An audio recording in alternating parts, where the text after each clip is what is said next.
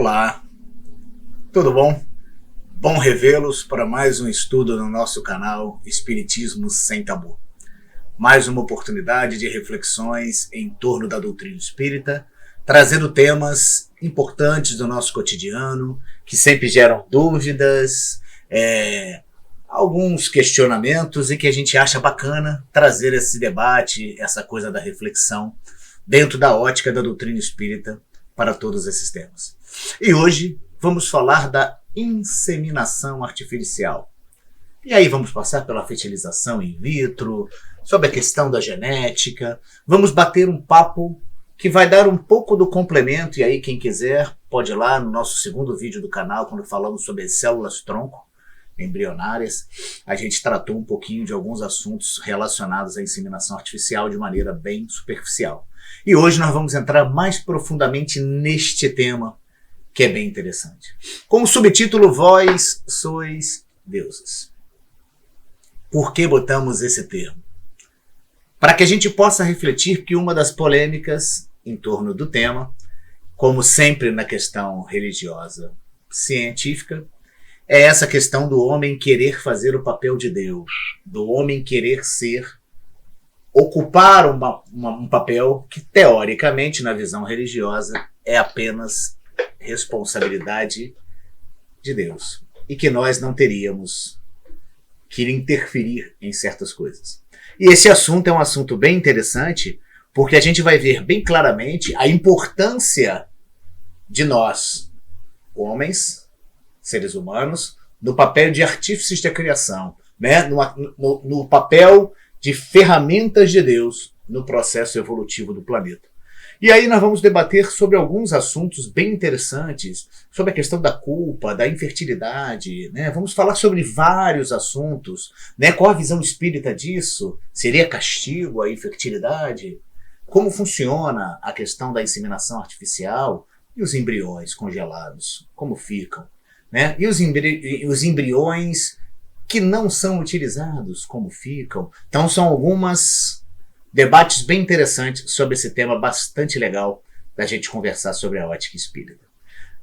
Vamos começar com um texto do companheiro Eurípides Couto, né? É um médico e escritor espírita que traz para a gente. A lei do progresso tem autoria de Deus.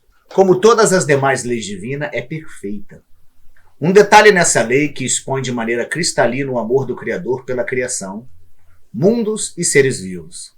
É a inexorabilidade da sua aplicação, isto é, o progresso é determinação inescapável para tudo e para todos. Assim é que avançam as descobertas das ciências e, em particular, as da genética, que desde os primórdios da civilização intrigaram mentes investigativas diante da sublimidade dos antecedentes do nascimento de um bebê. Ou seja, nesse contexto da inseminação artificial, da gestação, da geração de um novo ser, sempre, né, houve muita coisa, muitas curiosidades que intrigavam a mente humana, e a gente vai ver o quanto isso já pode ser ainda mais instigante quando formos falando dos avanços que a genética vem trazendo para a nossa sociedade. E o que é genética? A gente precisa debater primeiro o que é essa figura da genética.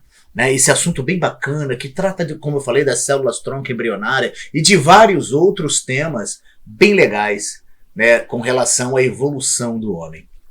Genética é a parte da biologia que estuda as leis de transmissão dos caracteres hereditários dos indivíduos e as propriedades das partículas que garantem essa transmissão, os genes. É, pois, uma das ciências dos fenômenos vitais, tais como a fisiologia, a bioquímica e outras. Devemos enfatizar que a genética não é a ciência da reprodução, mas da hereditariedade. Ou seja, o grande boom da genética é começar a investigar o homem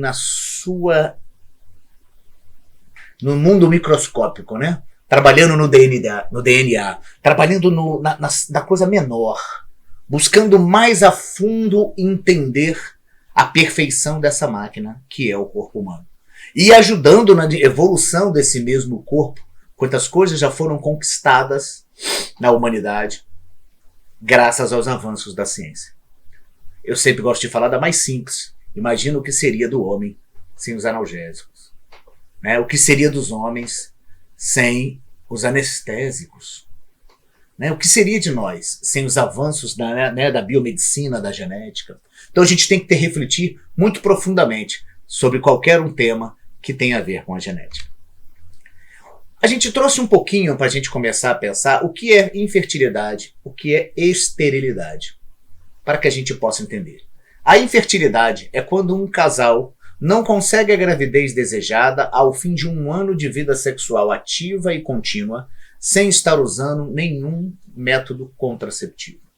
Ou seja, a infertilidade só é atestada ou quase que oficializada quando um casal em idade saudável e plena vida ativa sexual e contínua, sem usar nenhum método conceptivo e tentando a gestar a gravidez, isso não acontece. E o que é esterilidade? A esterilidade se caracteriza pela constatação da incapacidade definitiva para gerar os filhos. Ou seja, só quando primeiro atestamos a infertilidade, através desta situação, em casos de todos os tipos de investigação, tratamentos auxiliares que existem hoje no mercado, né, aí disponíveis pela medicina, e que mesmo assim você não consegue gerar um filho. E aí sim, você está testado pela ciência, pela medicina, como estéril. Como diríamos, é o termo bem utilizado por nós. O que é a inseminação artificial? É um processo no qual o médico coloca o sêmen do macho ou doador após ser processado, ou seja, preparado, condicionado para aquilo, dentro do colo do útero ou na entrada do útero feminino, ou no fundo do útero, perto do momento da ovulação. Isso é a inseminação artificial. O homem doa o seu sêmen, né? O sêmen masculino é colocado através de um processo, numa punção bem fininha, lá dentro do colo do útero, bem perto da questão do óvulo feminino, no momento onde a mulher ovula. Ou seja, é um processo de trabalho bastante delicado, com bastante cuidado e com bastante conhecimento técnico. Isso não é algo que pode ser feito por qualquer um, de qualquer maneira. É algo que precisa todo um preparo, uma análise, uma investigação muito profunda para ter certeza da situação em que se encontra esse processo de ovulação, para que seja inseminado, colocado dentro deste útero, este sêmen do homem. O que é hereditariedade? São tópicos que a gente está pincelando porque são assuntos que a gente vai falar muito aí para frente do nosso estudo. Confunde-se herança genética com herança material. Ponto. Na concepção nossa, normalmente, quando não nos aprofundamos na ciência, assim como eu, né, a gente mistura. Para nós, herança genética e herança material. Né? Nestas, os filhos herdam dos pais, né, na herança material. Os filhos herdam dos pais as casas, carros, joias, etc. Ou seja, produtos prontos. Já na herança genética, os pais doam gametas aos filhos. Uma espécie de bússola para orientar-lhes o desenvolvimento e a formação biológica. Os gametas, em síntese, contêm os genes, o chamado genótipo, agente coordenador pós-fecundação. É ele que orienta todo o processo da formação do embrião. Em outras palavras, pais não dão cérebro, olhos ou nariz aos filhos, mas sim coordenadas genéticas para formá-los. Ou seja, nós, na figura paterna, quando aqui estamos, nós não damos a ele os órgãos. Nós damos a questão genética, nós damos a ele os gametas que vão direcionar o organismo para essa formação dos órgãos do corpo humano. Ou seja, a nossa parte é apenas doar o alicerce, a base, que são os gametas. E aí a formação do óvulo e a formação do embrião. Mas ali dentro, o que vai sendo direcionado, né, é por um outro sistema. Não é isso, como ele diz ali, genéticas para formar. E ali o corpo vai se coordenando sobre todo um supervisionamento da nossa... E aí a gente entra na questão religiosa, como isso tudo funciona. Por acaso? Apenas porque o corpo vai lá e produzindo? ou tem uma coordenação, ou tem uma orientação inteligente em todo esse processo, ou apenas acontece por acontecer, ao acaso, como diriam algumas pessoas. O que é a fertilização in vitro? É um processo que envolve a retirada dos óvulos do corpo feminino e fertilizá-los dentro do laboratório, dentro do laboratório de FIV, que é a fertilização, com o sêmen do macho ou doador, e transferir os embriões resultantes para o seu útero 2 a 6 dias mais tarde. Ou seja, é retirado o óvulo e ele é fecundado através dessa punção fininha e lá dentro colocado o sêmen masculino, para que ali já comece a gerar um embrião em laboratório. E aí, neste caso, o embrião é colocado dentro do útero feminino. Essa é a grande diferença entre a inseminação artificial e a fertilização in vitro. A inseminação, ela objetiva muitas vezes colocar o sêmen masculino já próximo. Ainda dentro do útero feminino, você introduz para que esse espermatozoide ganhe um empurrãozinho, que como o espermatozoide, se for masculino, é preguiçoso pra caramba, para que ele chegue o mais rápido possível até o óvulo para a fecundação. Aí na fertilização in vitro é diferente. A fecundação acontece externamente. O que é implantado já no útero feminino já é o embrião fecundado. Conseguiram perceber a diferença? O que é essa injeção intracitoplasmática de espermatozoides? O procedimento básico dessa técnica é conhecido como micromanipulação e começou a ser desenvolvida no início do século, da década de 90, com o objetivo de dar um empurrãozinho aos espermatozoides com pouca força de locomoção. Como diz, preguiça. É homem, né? Se esse espermatozoide for formar, saiu do homem, é preguiçoso, precisa de um empurrãozinho para chegar lá. Parece piada, mas vamos falar sobre isso mais para frente, quando falarmos do livro Missionários da Luz. Com o auxílio de um microscópio especial e de uma microagulha, o espermatozoide é injetado diretamente no interior do óvulo. Ou seja, já é feito todo um processo para que facilite, para que esse espermatozoide consiga chegar até o óvulo e fazer a fecundação. Ou seja, é o famoso empurrãozinho para que esse espermatozoide consiga fazer isso, porque muitas vezes, por alguns problemas hormonais, problemas físicos, o espermatozoide não consegue, seja na relação um problema ou com a figura masculina ou feminina, isso não acontece. E aí muitas vezes gera toda essa dificuldade. Vamos falar um pouquinho agora sobre dados estatísticos que são bem importantes da gente refletir, porque aí começa um pouquinho da polêmica do tema. Porque até agora a gente percebe que é algo fantástico. A gente proporciona através disso, oportuniza para que homens e mulheres possam ter os seus filhos, já que eles não conseguem pelas vias normais, eles têm uma ajuda da ciência, da genética, para que isso aconteça. Só que aí começa agora a gente começar as reflexões que geram um pouco mais de polêmicas. Esses dados que a gente vai passar agora são dados de 2018 aqui no Brasil, fornecidos pela Anvisa, que são as questões dos embriões congelados. Muitas vezes, na fertilização in vitro, essa fecundação acontece e esses embriões são congelados. E ali ficam à disposição para quando os donos desses embriões resolvam utilizá-los.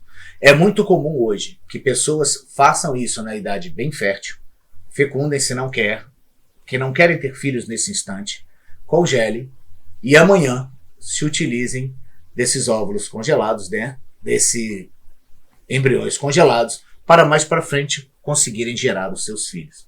É algo muito normal, mas que não é tão banalizado no país pela questão do custeio. É caro o tratamento com embriões congelados. A classe mais pobre do país não teria acesso a isso. É difícil para que você consiga disponibilizar isso, porque você paga a uma clínica de fertilização para que o seu embrião fique congelado lá. Mas vamos trazer alguns dados importantes e começamos a nossas pequenas reflexões polêmicas sobre o tema. Só no ano de 2018, 78.216 embriões foram congelados no Brasil. Ou seja, foi fecundado o espermatozoide e o óvulo, um embrião foi gerado. 78.216 embriões foram congelados. Isso significou um aumento de cerca de 17% em relação ao ano anterior. Ou seja, no ano anterior, nesse ano de 2018, teve 17% a mais de congelamentos de embriões do que nos anos anteriores. Agora chama atenção. E aí começa muitas vezes os nossos questionamentos.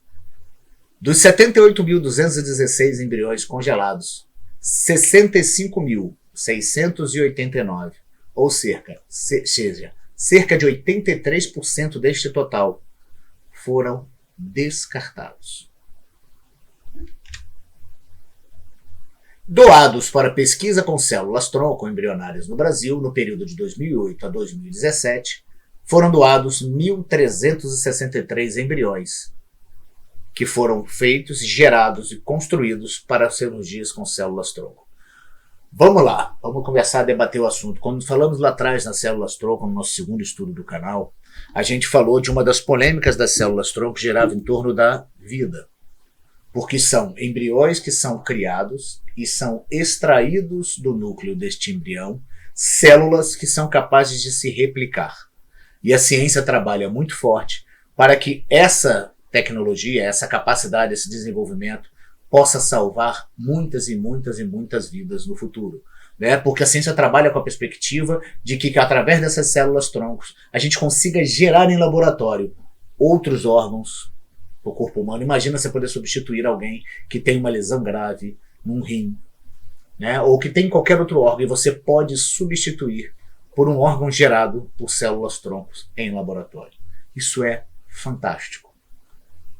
Mas isso, amparado pela essa lei aí, 11.105 de 2005, só que é importante que a gente pense, qual é a grande polêmica do assunto células-tronco embrionárias? E aí entra nessas reflexões que nós estamos falando hoje sobre a inseminação. É a discussão do meio religioso sobre o momento onde começa a vida. Se a vida começa no momento da fecundação, no momento da união do espermatozoide com o óvulo, e ali fecunda e surge esse embrião. Segundo os conceitos religiosos, e não é diferente no conceito espírita, a vida se inicia. Um espírito é designado para este embrião. Como é que fica se 83% desses embriões são descartados? É importante que a gente comece a refletir nisso, e aí tem um vídeo bem interessante da Marlene Nobre, que ela fala uma coisa bem bacana. Se acreditamos que não existe o acaso, se acreditamos que a espiritualidade está sob todo o comando de todas as operações, não podemos acreditar que nesses 83% descartados, ali estivessem espíritos designados. Até porque, se esses embriões ficam congelados, ficamos imaginando o que acontece com esses espíritos enquanto esses embriões ficam congelados. É importante, outro dado muito bacana sobre o assunto, é que tem um prazo para que esses embriões fiquem congelados e tenham que ser descartados. No Brasil, 3 anos. Em 3 anos, se os embriões não forem utilizados, eles são descartados. Como é que fica esse espírito se tivesse designado? Seria aborto? São as discussões que a gente tem que trabalhar o tempo inteiro. E aí a Marlene Nobre fala uma coisa que é bem interessante num vídeo que está no YouTube, vocês podem achar sobre a inseminação artificial e o espiritismo, onde ela fala, se nós, no momento do adormecimento, nosso corpo está em repouso, nós vivemos a vida espiritual, e se é necessário que essas pesquisas aconteçam para a evolução da sociedade, é bem perfeitamente normal que a gente entenda que os espíritos também continuam tendo sua vida espiritual, enquanto esses embriões ali estão congelados. E aí sim, se um dia esse embrião for ser fecundado, esse espírito se uniria a esse embrião. Plausível, racional e coerente com uma fé racional. A evolução da genética. A genética vem trazendo tantas coisas novas e coisas que você imagina assim, gente, há 10, 15 anos atrás, se você falasse um negócio desse, e vem trazendo coisas que daqui a 15 anos nós vamos falar assim, gente, olha que nível que chegou a evolução. Coisas que a genética vem trazendo pra gente. Hoje já é possível mulheres pós-menopausa terem uma gestação com apoio da genética. A reprodução assistida, como estamos falando nesse tema, a fecundação in vitro, a clonagem de seres humanos, que já é um debate profundo há muito tempo. Todos devem lembrar que há décadas atrás já se falava da questão da clonagem da ovelha Dolly, e ali era discussão ética, era a questão de onde a gente vai fazer o ser humano. A gente é capaz de clonar um corpo físico, mas e o espírito? Mas e o espírito? Se a centelha inteligente é que anima, o espírito é apenas uma massa de carne? É o que diz a espiritualidade no Livro dos Espíritos. O homem não é capaz de criar um espírito. Mas por que não? Se a humanidade criasse o homem através da permissão divina, evoluísse ao ponto de criar um corpo físico, um espírito não pudesse ser designado para ele. Geneterapia fetal. Nascimento de bebê cuja mãe já morreu há mais de 1 ano. Fatos que já estão acontecendo na genética mundial. Olha que interessante. A mãe já falecida é mantida em vida artificial, com a morte cerebral, teoricamente, e a criança ela é gerada dentro de um útero de uma mãe que ainda não está mais viva. Mas a genética e o desenvolvimento da tecnologia da ciência já consegue fazer. Cura de paciente com medula de irmão que ainda não foi gerado. Ou seja, uma criança que não foi gerada. Você consegue extrair a medula ainda de um feto em gestação para auxiliar o irmão que precisa dessa doação de medula para continuar tendo sobrevida. Escolha do sexo pelos pais para futuros filhos. Oportunizar para que os pais possam dizer se querem menino ou menina. Aí alguns vão falar assim, mas que exagero. Liberdade da ciência. É que eu estou te dizendo, muitas vezes quando a gente desenvolveu coisas básicas da ciência, muitas pessoas falaram, mas é exagero. Precisa disso tudo? Hoje é uma coisa que é banal na sociedade.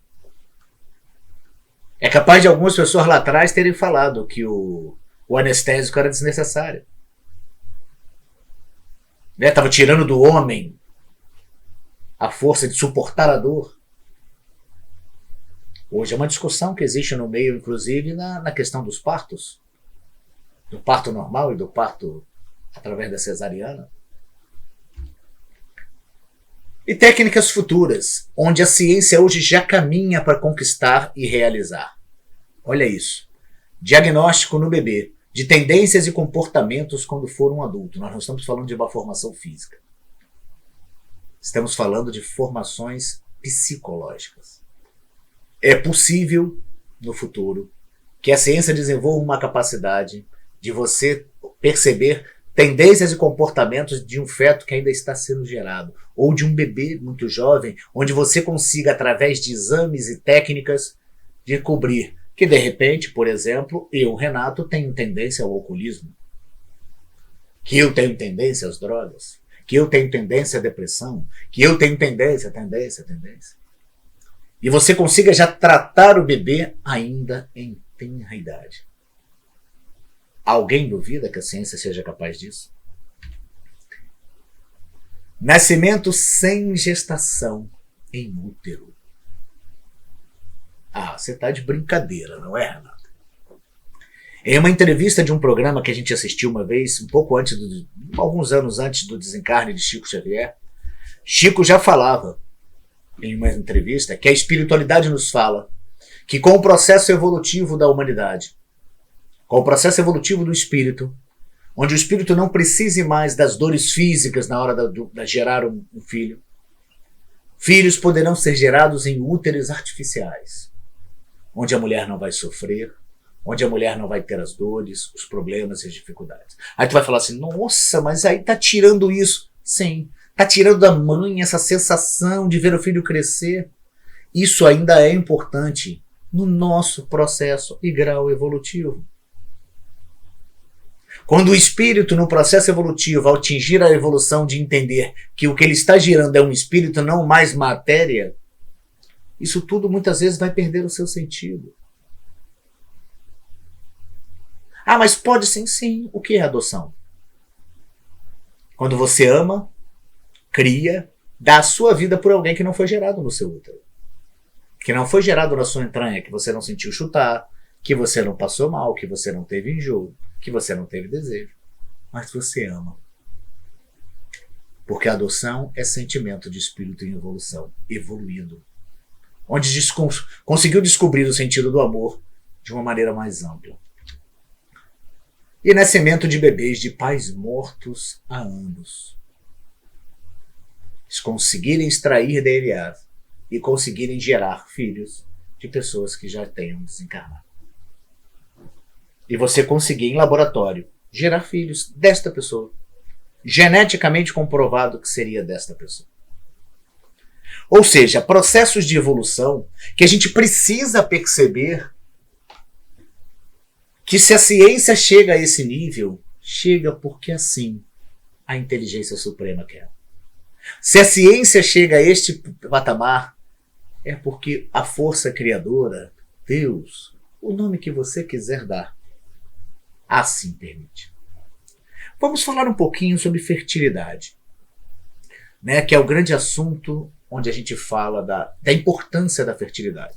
Por que ainda é tão importante para a sociedade, e principalmente para os casais, que os filhos sejam gerados? E aí a figura feminina sofre muito mais com isso, né, quando ela não consegue, aí pela questão da infertilidade dela, porque a sociedade a cobra muito.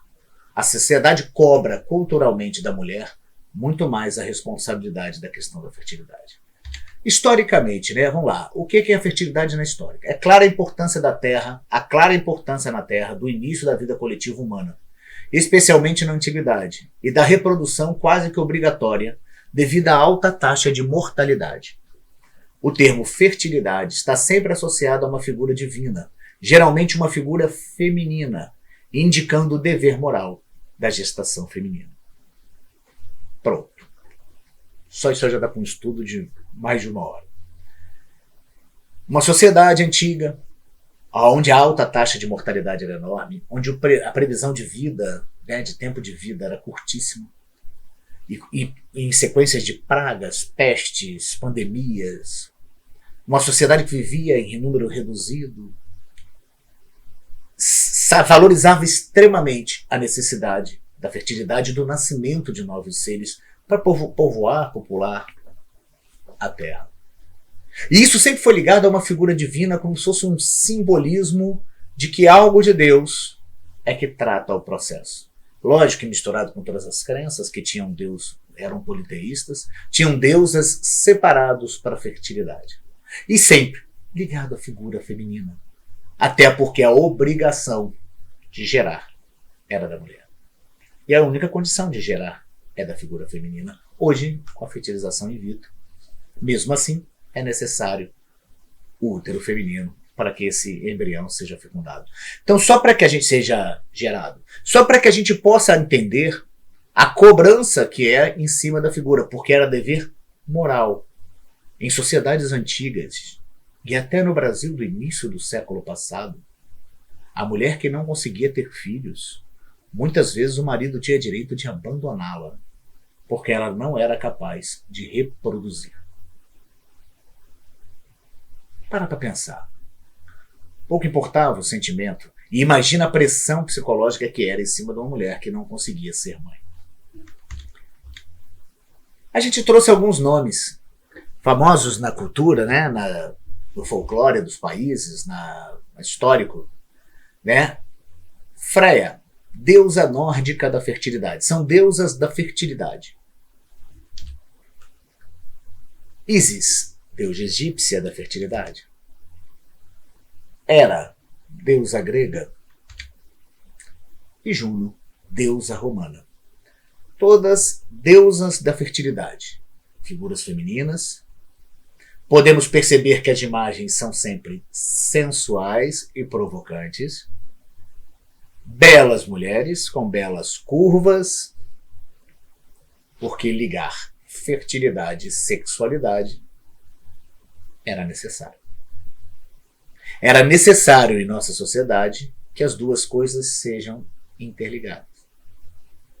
Porque se o homem não tivesse o interesse pelo sexo, como seria gerado novas crianças? Como seriam novos seres povoariam a Terra? E aí Deus, na sua sabedoria, liga uma coisa ao prazer. Liga a necessidade de popular o planeta, a necessidade da oportunização da reencarnação ao prazer do ser humano. Porque se não tem prazer, não buscamos a figura do sexo. É necessário o desejo instintivo do prazer para que isso vire uma ferramenta de reprodução. Mas olha que interessante esta imagem. Enquanto a primeira imagem das deusas são de beleza, culto ao corpo, sensualidade, essa é a Vênus de Willendorf. Encontrada essa estátua estimado pelos especialistas, né, em 28 e 25 mil anos antes de Cristo, ainda no período paleolítico. Percebem a diferença na figura física? Seios fartos, barriga grande, um corpo um pouco mais, né, torneado, totalmente fora dos padrões que a sociedade exigia de beleza e de sensualidade. E muito mais antigas. Mas era a imagem que é representada nas pesquisas sobre a figura feminina, a figura da maternidade. Ou seja, olha como é que a manipulação da sensualidade também vai passando até na forma com que a gente vai inserindo isso na sociedade, nas figuras femininas. E aí a gente nem vai entrar no mérito do pecado, que a gente vai até falar um pouquinho mais para frente, de toda a responsabilidade da culpa, da perda do paraíso, né? Que o homem sofre até hoje, pobres homens perderam o paraíso por causa de uma mulher comendo a maçã. Ou seja, reflexões que a gente precisa fazer sobre a questão da fertilidade. A gente está ligando fertilidade à sensualidade. E isso era muito cobrado em nossa sociedade e ainda é, muitas vezes, quando a mulher não consegue gerar aquele filho que o casal tanto quer, que o marido tanto quer, que o parceiro tanto quer. E a sociedade cobra dessa mulher, porque ela não consegue gerar. As meninas sabem muito bem do que eu estou falando. Você começa a namorar, já te perguntam quando você casa. E você casa, já te perguntam quando você vai ser mãe. E se passar pouquinho tempo e nada acontecer, já começam a te cobrar. A família começa a cobrar, cadê o neto? Cadê meu sobrinho? Isso já faz parte, né? Já faz parte de todo o processo, sem se preocupar se a jovem quer ou não ser mãe, se o casal tem desejo ou não. Mas isso já está intrínseco, que é casar, constituir família e ter filhos. Apesar disso tudo já estar mudando em nossa sociedade, ainda é assim que as coisas são conduzidas. Vamos começar a entrar agora, dentro de tudo isso que a gente falou, da genética, da evolução da ciência, de toda essa questão dessa cobrança em cima da mulher, da fertilidade, do nascimento de um filho, da geração de um filho, da matéria. Vamos começar a aprofundar esse assunto dentro da ótica da doutrina espírita.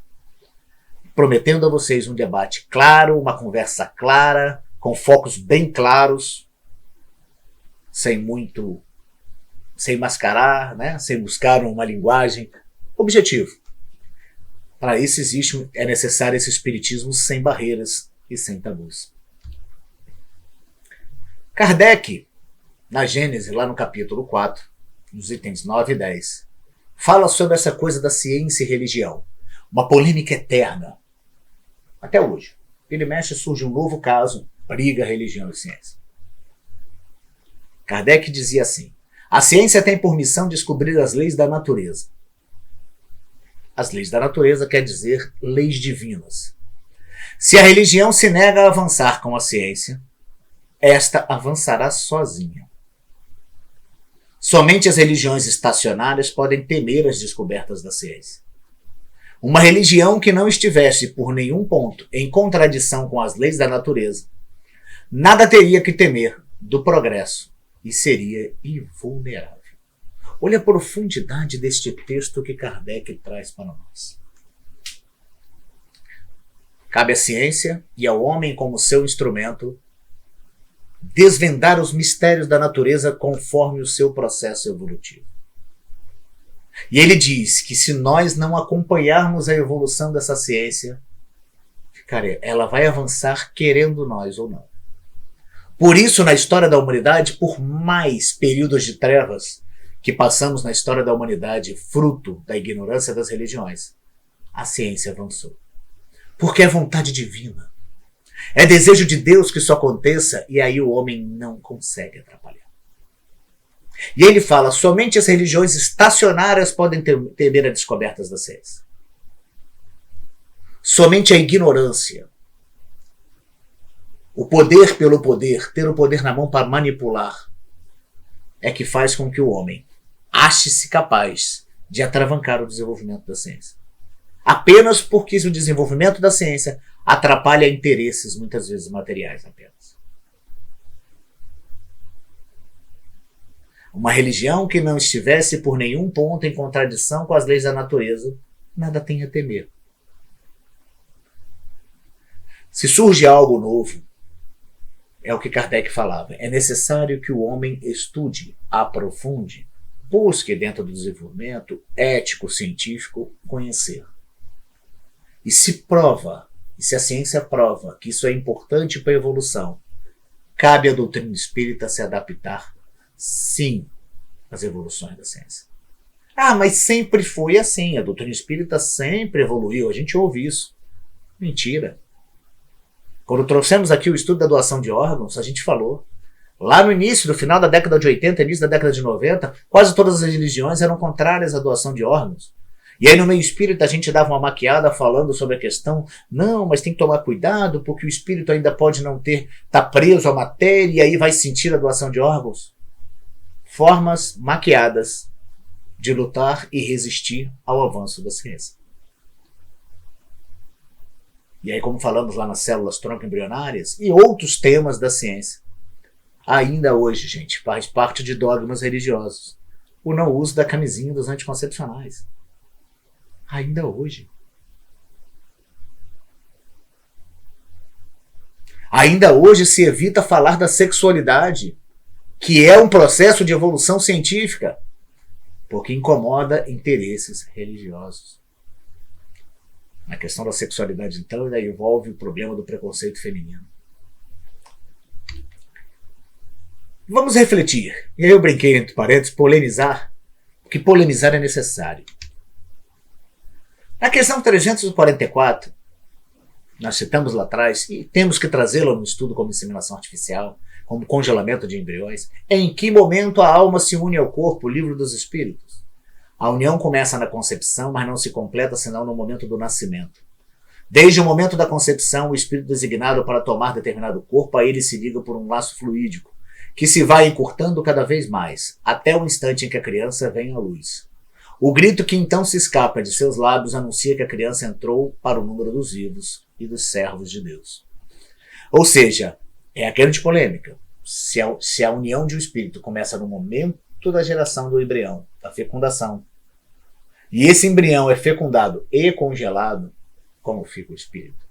É aquilo que nós falamos mais para trás. Conhecendo a sabedoria divina, com certeza, para este embrião congelado, aquele momento ainda não existe nenhum espírito designado. E por que a gente fala isso? Questão 556, Livro dos Espíritos. Há crianças natimortas que não foram destinadas à encarnação de espíritos? Pergunta de Kardec. Resposta da espiritualidade, sim.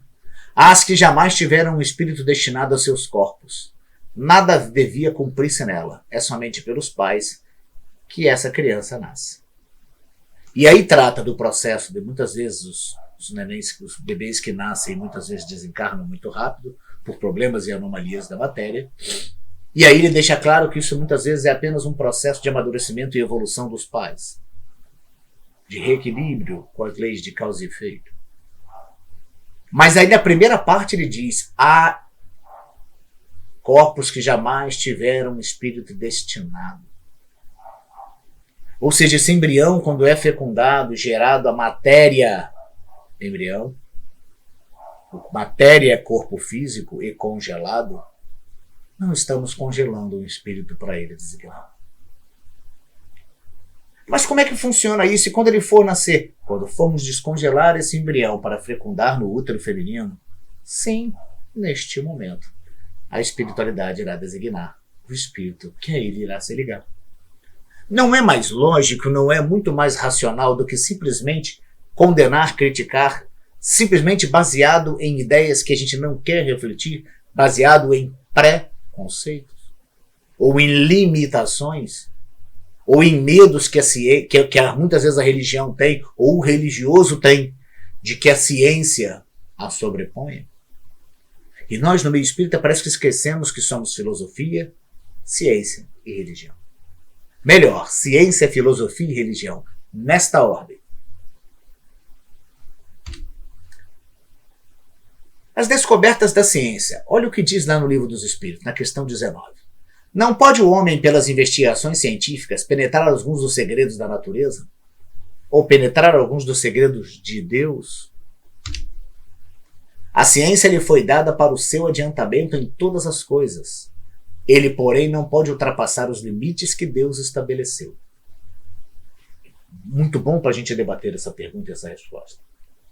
A ciência foi dada por Deus ao homem, e a inteligência do homem foi dada a ele para que ele comece no seu processo evolutivo e descobrindo como funciona a criação divina. Mas Deus dá a ele limites éticos e morais que precisam ser seguidos em todo este processo.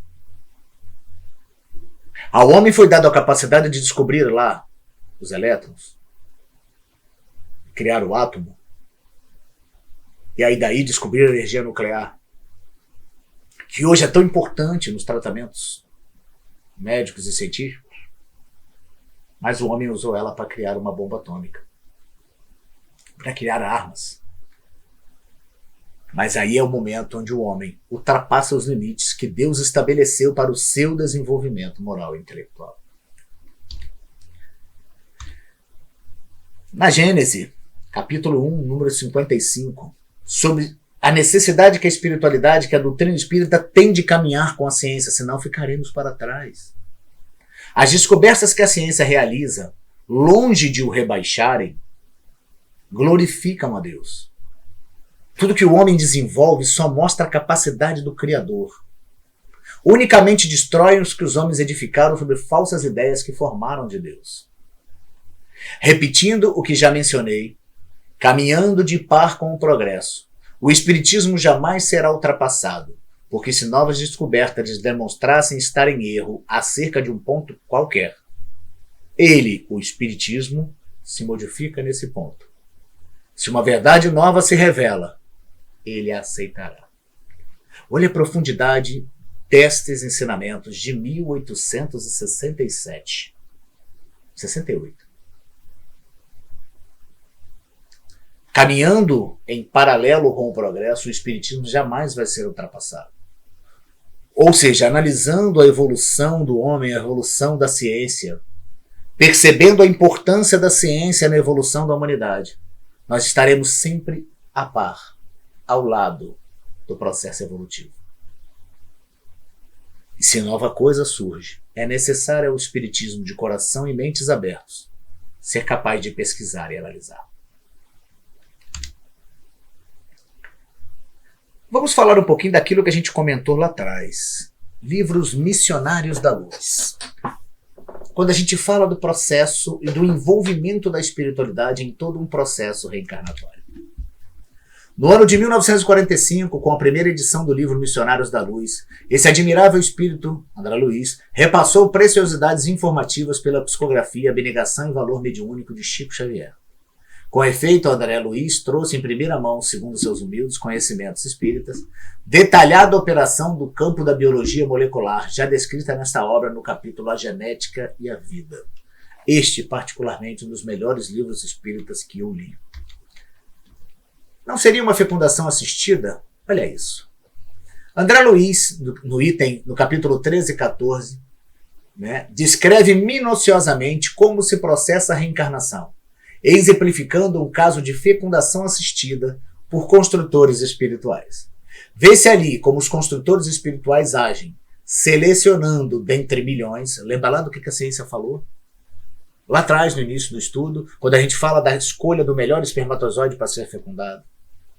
Olha bem, os construtores espirituais agem selecionando dentre milhões o espermatozoide que vai se unir ao óvulo. É um instante de amor, aquele em que o filho se une à mãe. Como a flor se une à haste, ou como passa a ser a alma da própria alma, aquele que será a carne da própria carne. A espiritualidade trabalha em todo o processo reencarnatório do personagem Segismundo naquele livro. E aí, durante o momento da fecundação, desse espírito que retorna à Terra, eles falam de todo o processo da escolha do espermatozoide apropriado para a formação daquele corpo físico necessário para que esse espírito reencarnasse. Vocês querem reprodução mais assistida do que essa? E isso que aconteceu com ele acontece com todos nós. Somos frutos de uma reprodução assistida da espiritualidade superior, que participam de todo esse processo do que é melhor para a nossa evolução. Agora a gente vai entrar numa questão mais específica. Infertilidade. A não condição de gerar um filho. O que seria? Seria uma prova? Um reajuste com a lei divina? Uma necessidade de passar pela experiência de não conseguir a gestação? Ou culpa, remorso, pecado, castigo? Não é isso? Será que seria uma prova? O Espírito pediu para passar por isso? Um reajuste que está muito baseado na culpa? Então a gente vai aprofundar mais esse assunto, culpa. A infertilidade passa pelos dois sexos. Ela, com isso, demonstra que a presença é reflexo do planejamento exercido com as energias do intercâmbio do amor. A esterilidade é de igual situação para ambos os sexos, tudo porque a sementeira é livre, porém a colheita é obrigatória.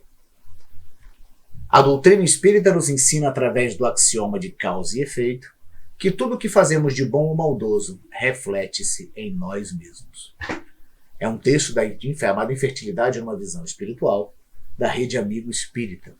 Ou seja, que traz para nós a necessidade de entendermos que muitas vezes isso que nós estamos vivendo, da dificuldade da gestação, da dificuldade em gerarmos um embrião e um feto e um bebê, pode ser um processo de reajuste com as leis divinas.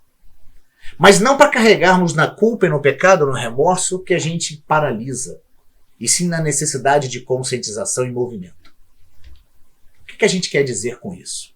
Lá no Evangelho segundo o Espiritismo diz assim: todavia, por virtude do axioma segundo o qual todo efeito tem uma causa, tais misérias e efeitos que hão de ter uma causa, e desde que se admita um Deus justo, essa causa também há de ser justa. Se eu, Renato, e minha companheira, não conseguimos gerar um filho, pode ser por uma necessidade de reequilíbrio com a lei. Mas isso tem várias vertentes, como iremos falar. E não mais aquela vertente básica do Espiritismo, que muitas vezes usava a lei de Italião do olho por olho, dente por dente. Eu não consigo gerar outro, é porque eu fiz mal alguma coisa ontem. Se hoje eu não consigo isso, é porque no passado eu fiz o mau uso disso. Isso é muito prático e simplório. Mas não é justo com o amor e a capacidade do Deus gigantesco que nós temos. Por que nós botamos isso? É necessário que a gente esqueça esse ranço do castigo. Que a gente tire nosso mapa, da nossa doutrina, essa ideia do castigo, que ainda está tão viva dentro da nossa doutrina. Ainda se carrega tanto isso dentro da nossa doutrina, do castigo, da lei de causa e efeito, do karma, da punição. Se nós fizemos o aborto nessa vida, na outra vida vamos vir com problemas sérios. Se nós suicidamos nessa vida, na outra viremos com dificuldades materiais muito grandes. Pode ser? Pode. Só Deus, que é soberanamente justo e bom e amoroso, sabe. Precisamos tirar esse ranço que atravanca e até assusta aqueles que começam a conhecer a doutrina espírita. Tirar esse dedo que aponta e que condena, que torna a doutrina espírita tão pesada, que muitas vezes até nos afasta dela. Conheço pessoas que falaram que não quiseram continuar o espiritismo pela dose de peso e responsabilidade que ele bota. Vamos refletir. Pode ser culpa? Pode. Podemos hoje nascer com a questão da dificuldade da gestação de um filho pela prática do aborto? Pode ser. Talvez, no processo do aborto, lesionamos o nosso corpo perispiritual e hoje nascemos com dificuldades nas áreas genésicas? Pode ser. Mas pode ser uma paternidade irresponsável? Pode ser. Ontem, eu ou a minha companheira, que não conseguimos hoje gerar um filho, talvez tenhamos tido uma paternidade responsável, não tenhamos sido bons pais, não tenhamos executado bem a nossa função, e hoje num processo de amadurecimento, de crescimento e não de castigo e punição, a gente tem vontade de ter novos filhos e não consegue? Pode ser? Pode. Pode ter sido fruto de uma vida desregrada, onde saímos por aí fazendo filho, a Deus dará. E aí a gente botou de botar em parênteses que quando fala em vida desregrada, principalmente quando se liga à sexualidade, ligamos tudo à figura feminina. A mulher hoje não consegue ter filha porque fez mau uso do seu corpo físico na outra existência. E a gente esquece que o espírito não tem sexo. Porque não pode ter sido eu, na última encarnação como homem, que fiz práticas equivocadas nas minhas escolhas, nas decisões, causei dores e sofrimentos. E hoje, por acaso, estou na figura feminina e não consigo. Mas porque ainda existe o preconceito e a limitação da vinculação sexualidade com mulher. Assunto para estudos futuros. Ou seja, tudo pode ser, mas não podemos generalizar mais nada. A doutrina é muito ampla, ela é muito aberta. A gente, quando fala em excesso de responsabilidade, porque a doutora Márcia, acho que é Márcia Joia, ela fala uma coisa bem interessante. Por que não pode ser fruto somatizado no meu espírito? Vamos lá, eu, numa encarnação anterior, tive muitos filhos. E esses filhos me geraram excesso de responsabilidades loucos. Como no passado nós sabemos disso, as famílias eram compostas por 7, 8, 9, 10, 12 filhos. Meu lado materno, minha família paterna e materna, todos os meus avós tinham 12 filhos. Normal. Para aquela geração normal. E aí eu vivi toda uma dificuldade no que foi criar as dores do parto de 12 filhos. E eu criei no meu psiquismo uma resistência e uma dificuldade em gerar novos filhos. E aí numa nova encarnação, eu, na formação perispiritual do meu corpo, o meu psiquismo, meu ser, meu princípio inteligente, cria barreiras para que eu não gere somáticas, psicossomáticas. Que eu muitas vezes não detecto, porque parece que eu quero os filhos nessa encarnação. Mas eu trago tanto dificuldade de uma outra, que eu criei uma barreira que afeta a minha fertilidade hoje. Meu propósito de vida não contempla filhos. Eu posso ter me programado na pátria espiritual para que eu aqui viesse e não tivesse filhos, porque eu tinha propósitos e programações espirituais. Só que chegando aqui eu posso ter decidido ter. Só que o somatismo também criou em mim dificuldades, porque eu tenho uma programação e um propósito. E isso faz com que eu crie no meu psiquismo barreiras e não permita que a gestação aconteça. Olha que interessante, porque quando a gente vai falar no próximo slide, a gente vai conseguir refletir isso de uma maneira bem mais clara, bem mais objetiva. Reprograme-se. Livre-se da culpa, reprograme seus pensamentos e relaxe. Isso muitas vezes o Conselho Federal de Psicologia fala muito sobre isso. Muitas mães têm a necessidade de sair dessa responsabilidade. Tenta a gestação, não acontece, tenta, não acontece, tenta, não acontece. Isso vai criando cada vez mais culpa, mais responsabilidade, mais dificuldade para que essa gestação aconteça. E aí é que eles falam da necessidade de reprogramar os seus pensamentos. O que seria reprogramar os seus pensamentos e relaxar? Eu não consigo ter filhos. Tá bom. Vida que segue, eu não consigo, tudo bem. Vamos desistir, vamos buscar outros meios, vou tocar minha vida, eu não consigo ter.